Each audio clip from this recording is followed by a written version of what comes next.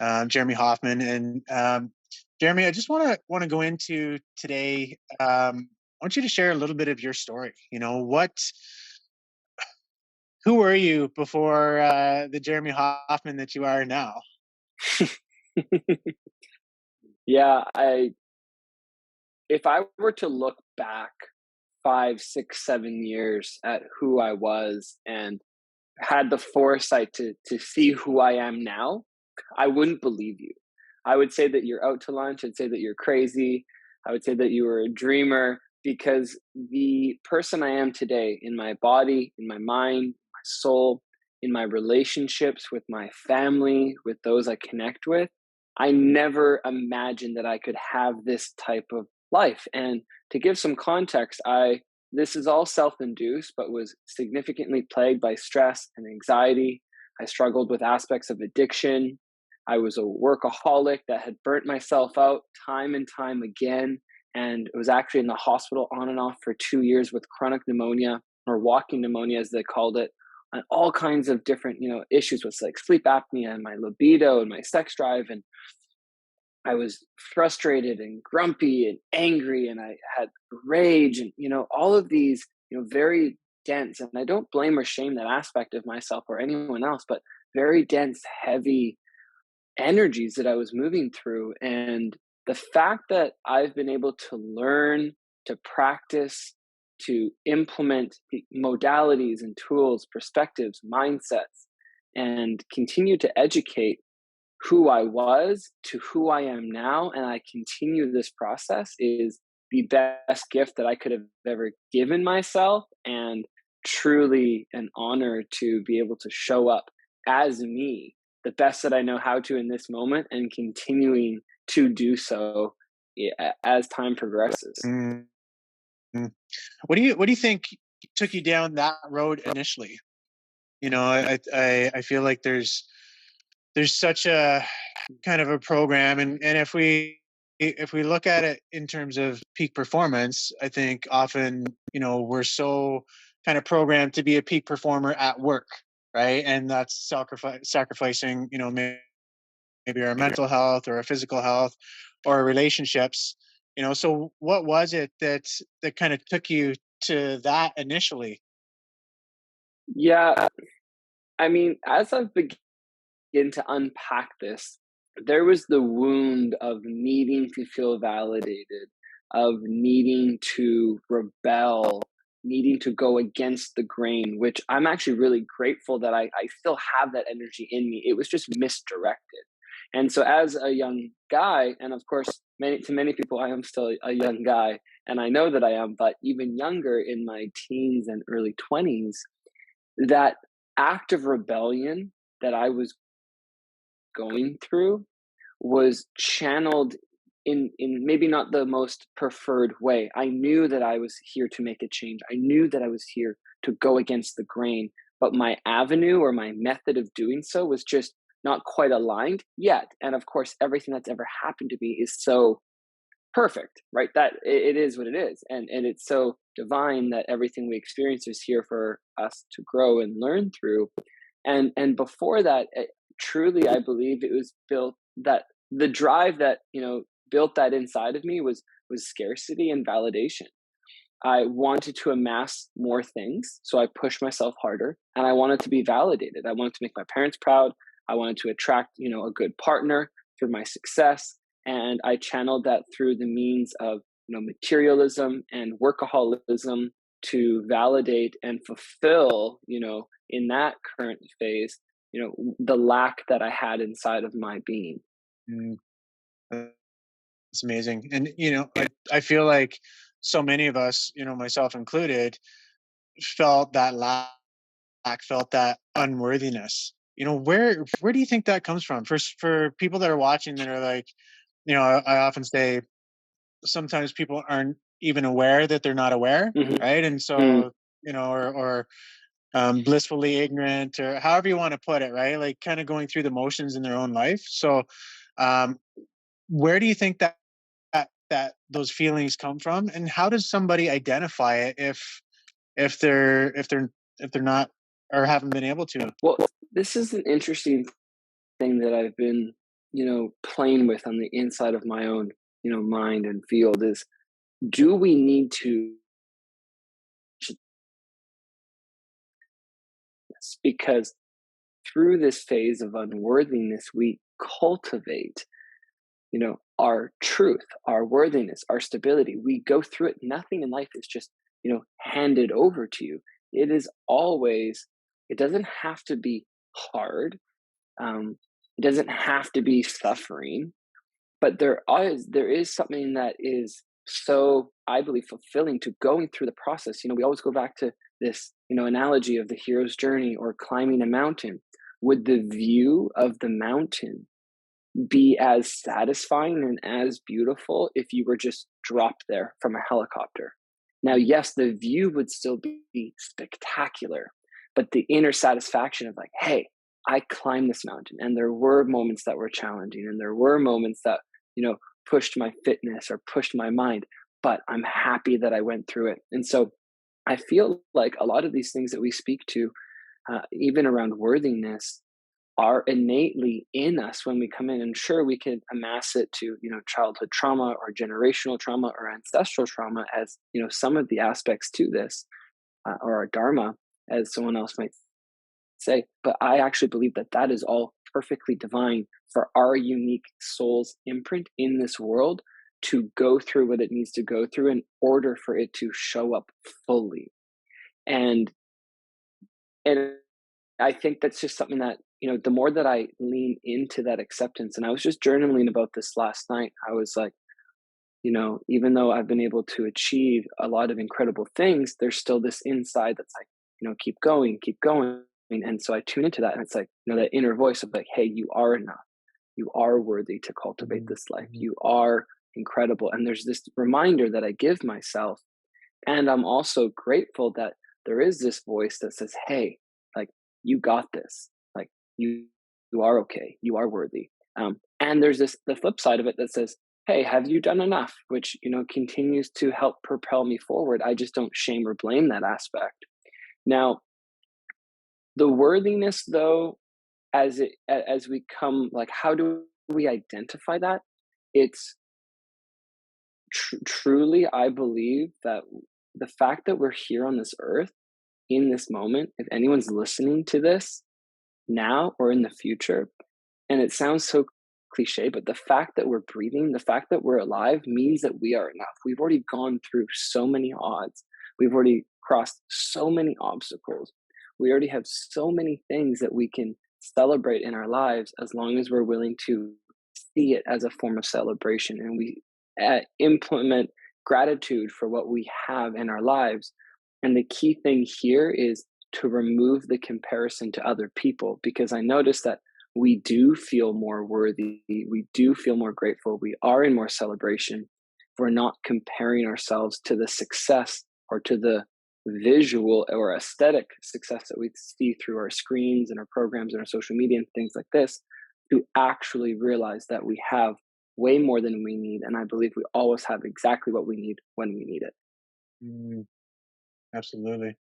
If how did you identify that something needed to change, in your life? And how do others, again, um, I feel like we're so kind of preordained to, um, we've got to work because we've got to put food on the table, and then we've got kids, and then we've got, um, we've got to keep up with the Joneses, so we've got to buy the next thing. And if people are so caught up in that rat race and that busyness, how do they even identify that, what, I'm out of alignment, I'm out of balance, something's got to change, I need to evolve my thinking. How did you do it, and how would you recommend others tune into that? Yeah. And I know, you and I have had many conversations, and, I'm sure you have, and I have independently as well. It's like, what is that catalyst for change? Um, when do people actually decide that they're going to make a difference? And I can only speak for myself and what I've seen with people that I've worked with over the years and had conversations with. People change when the cost of change is is greater than the cost of the current suffering that they're in that moment, or in Mm, their current experience. People change when they realize it's the phrase of like, I'm sick and tired of feeling sick and tired, right? If you get sick once or twice, okay, but if you continue to get sick, and this is for me, I got I got so sick and tired of being sick and tired that I was internally forced to make a change. I was living in what I would perceive as hell on this earth. Up until that point, I didn't have the motivation. Others may call this like rock bottom, where we are actually inspired to implement the discipline, the systems, the changes that are needed to truly actually look at how we are doing and motivate ourselves, because you can pay a teacher, you can pay a coach, you can read all of the books in the world. None of that shit matters unless you are actually willing to begin to show up for yourself. What I've mm, seen is you have to hit this moment of pain or suffering or rock bottom. I don't think it has to be this way. I really am encouraged that as we move forward, that better content and higher levels of awareness are going to be able to help alleviate people from having to hit rock bottom. But as far as what I've seen in my life and many others, it is usually this place. And to answer your question, it was, I didn't have any other choice. I mm, needed to change. My life felt like suffering. My life felt like hell. I needed to change how I slept, how I ate, the people that I surrounded myself with, what I consumed, whether this was through screens or food or substances, because clearly what I was doing was not working. And so once we hit a certain point of, this is clearly not working, to be real with yourself, and your body will start to tell you, your mind will start to tell you, your life will start to tell you. You might start losing jobs. You might, if you work for yourself, you might start losing contracts. You might, be burning out. You might be, noticing that you're using more substances to stay awake. You might notice that you're getting sick more often. You might notice that your life force, your chi, is going down. You may notice that you feel scrambled, you feel foggy in your brain. These are sorts of things that are telltale signs that something is out of alignment in your life. And mm, I believe that if you suppress that, you can only do it for a period of time.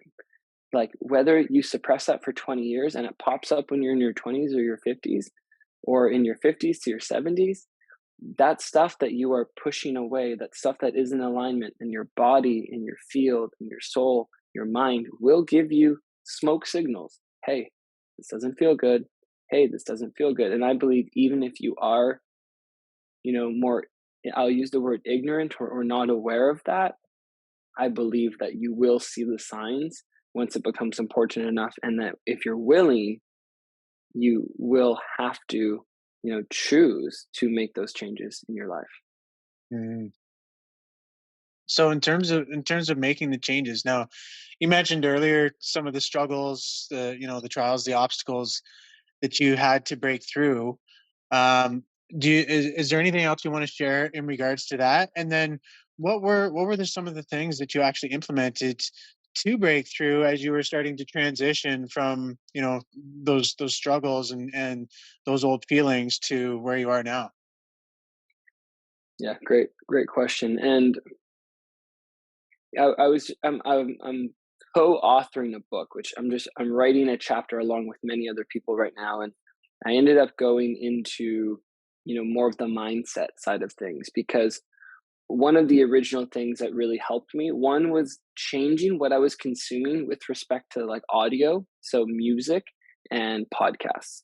So the people that I was receiving programming or information from. So the music I was listening to, and the speakers, the talk shows, the podcasts that I was listening to. I really started to look at, what am I consuming daily that could be very easily switched for something that is more positive. So when we think about how much time we listen to music when we're driving to work, when we're at work, um, while we're cooking, while we're around our house, it was a switch that was like, okay, so instead of listening to this talk show about sports and the world, could I look at something that is educating me on stress. I had really struggled with stress and had a lot of, chronic issues due to chronic stress. And so I'm like, okay, well, if I want to start learning about what I need to do with stress, why don't I listen to a podcast that talks about stress for an hour instead of, the latest, you know, sports highlights or, drafts or whatever the hell it is. Again, there's nothing wrong with that.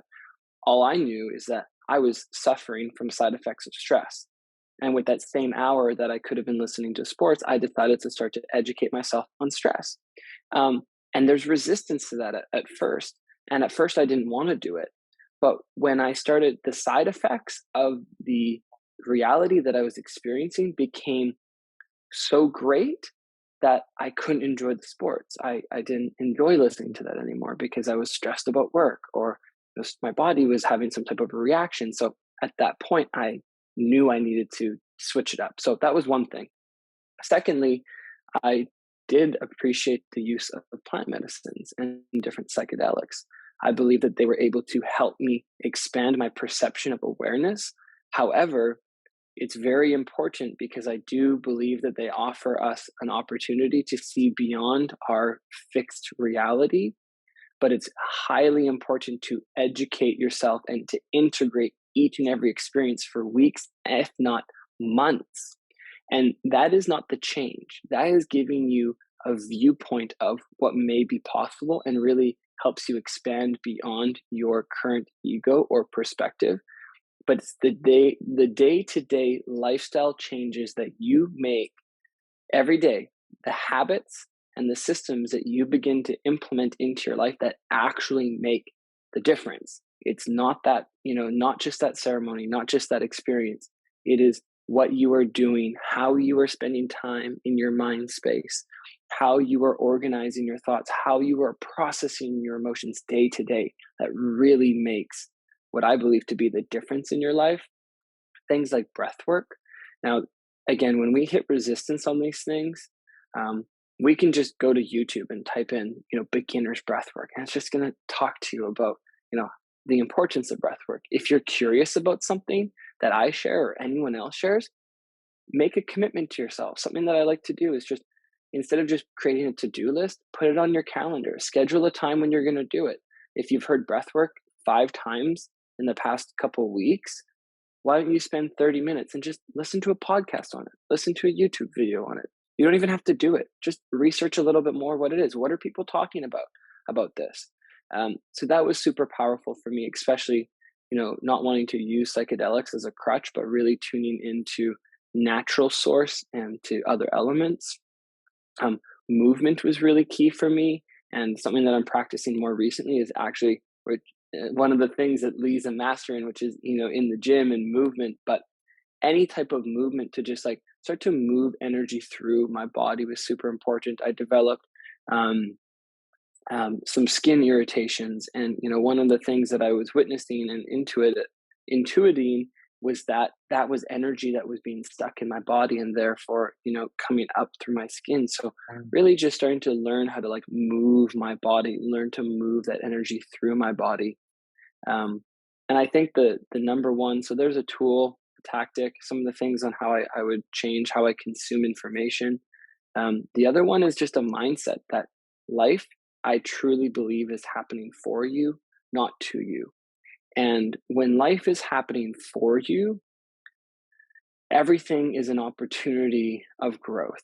Every single thing. Now, that doesn't mean that we always prefer it. Again, when you're going on your hero's journey or you're climbing that mountain, there could be a really challenging part that really pushes your comfort level. Maybe you're walking by a cliff or sliding down a glacier or climbing over sharp rocks and you slip and you cut your elbow or whatever. Of course, we don't prefer this. And yet it could provide an opportunity for you to realize that in that moment where you slipped, you weren't being present. You were thinking about work. You were thinking about a past relationship. You were getting caught in the future or caught in the past. And it was really encouraging you to watch how you balanced your toes and your feet on these rocks as you were climbing and to stay present. A good or a bad moment is completely subjective based on the reason and the power that you give it. Because universally, that's just another moment in time. That's all that it is. It's just another moment in time. There is no good or bad.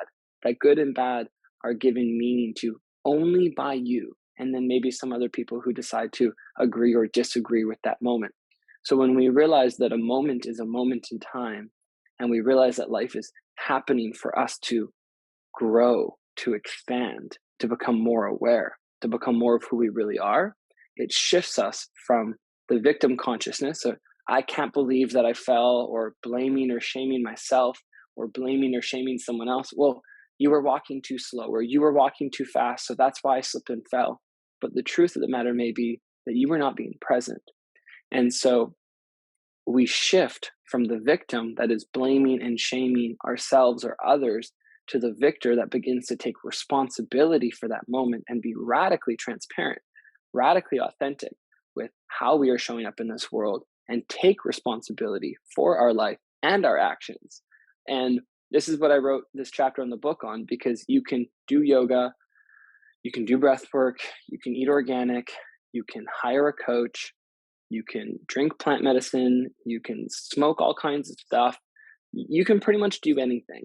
But if you are still playing the victim in your life, when someone breaks up with you, when something doesn't work, when a mistake happens, when someone cuts you off in traffic, when you're unhappy with your job, when, something happens with your car, but if you're still playing the victim in those scenarios, instead of realizing that that's happening to test you, to trigger you into your highest potential, then I don't really care how many of those things you do if you are still going to be falling victim to your inner world. So that perspective, victim to victor, and life is happening for you, not to you, has radically impacted my entire life, even beyond any of these modalities, which are very important to help keep the engine and the system running smooth and clear. They definitely contribute, but for me, it's really important with that perspective.